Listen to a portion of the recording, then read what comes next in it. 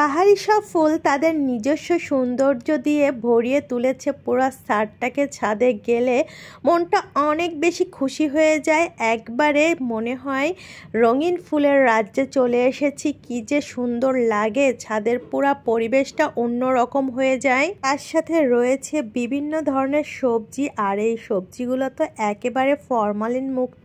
অনেক ভালো লাগে দেখে, চোখেরও শান্তি লাগে। শুধু কি চোখের শান্তি লাগালে হবে, পেটেরও তো শান্তি করাতে হবে। তাই তো চলে এলাম রান্না করার জন্য। আর এদিকে সকাল সকাল চুলার উপরে বসিয়ে দিয়েছি বাঁধাকপি আর পেঁয়াজ কলি দিয়ে একটা ভাজি করা হবে, আর তেলাপিয়া মাছ ভাজি, যেটা আমার অনেক পছন্দ। এখন অনেক আপুরা বলতে পারে যে তেলাপিয়া মাছ আবার পছন্দের কোনো মাছ নাকি। হ্যাঁ, আমার ভীষণ পছন্দ তেলাপিয়া মাছ। আমার ইলিশ মাছ আমি অতটা পছন্দ করি না, যতটা না আমি তেলাপিয়া মাছ পছন্দ করি। কিন্তু আমার তেলাপিয়া মাছটা যদি লবণ আর হলুদ মাখিয়ে জাস্ট তেলে ভাজি করা হয়, এটা খেতে আমার খুব মজা লাগে।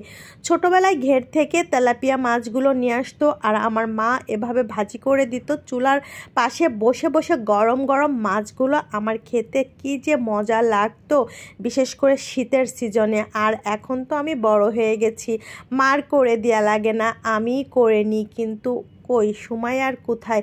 তারপরও আজকে আরিশার পাপাকে বলেছিলাম আমার জন্য একটা মোটামুটি সাইজের তেলাপিয়া মাছ নিয়ে আসবা, যেটা কিনা আমি ফ্রাই করে খাবো। আর এগুলো কারণ বাজার থেকেই আনা, আর যেগুলা ভাজি করতে দেখলেন ওগুলা বাড়ির ঘেরের মাছ। আর এই মাছ আমার কাছে জাস্ট এভাবেই ভাজি করলে অনেক মজা লাগে, কোনো মশলা কিছুই দেওয়া হবে না, জাস্ট লবণ আর হলুদ মাখিয়ে এভাবে ভাজি করেই খেতে। আমি কিন্তু এই মাছটা এভাবে খেতে বেশি পছন্দ করি।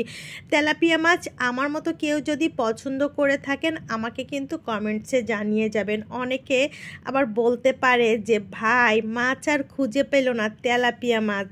ভাই যার যেটা পছন্দ, এই আর কি। দেখেন ডেকোরেশনটা দেখতে কত সুন্দর লাগছে।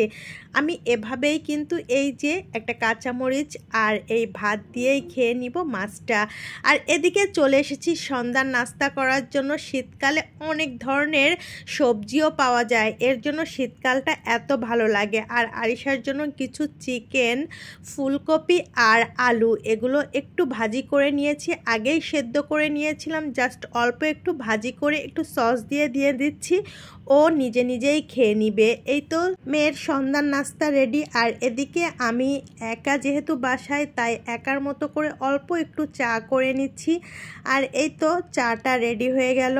এভাবেই কিন্তু আমি আর আমার মেয়ে যখন একা বাসায় থাকি, তখন দুজনে এক কাপে নিয়ে শেয়ার করে খাই। তো আমার ভিডিওটা কেমন লাগলো, ভালো লাগলে লাইক শেয়ার করবেন। ধন্যবাদ, আসসালামু আলাইকুম।